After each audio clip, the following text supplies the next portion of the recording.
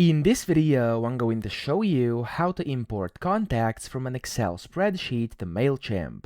Now, the first thing you have to do, you want to go to Audience over here on the left, and of course, you want to upload your Excel spreadsheet. So I have it open over here. It looks like this.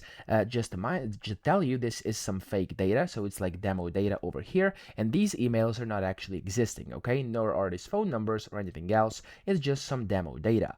That's why the last step, it's not going to import because Mailchimp can know if the emails are fake or not. So in my case, of course, it's not going to import them, but I'll show you how to set this up. So make sure you have correct emails because demo emails will not work. Now, whenever you have this, you can go to upload a file and you can just upload this over here by clicking on it and clicking on open. Now, whenever you do this here, it's going to basically start uploading. A few seconds are going to have to pass. There we go. You have to then select your audience. I'm going to have this one and click on continue. Here you can add tags if you want to in your next step. So I'm not going to do that because I do have tags inside my spreadsheet already. So I'm going to click on continue.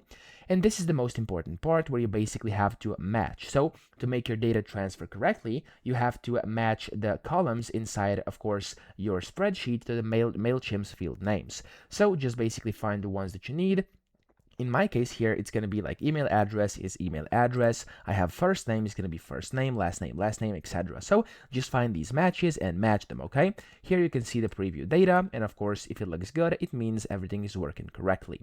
Then click on continue whenever you're done. Here you can select the email marketing status. I'm going to leave it as subscribed and click on finalize import.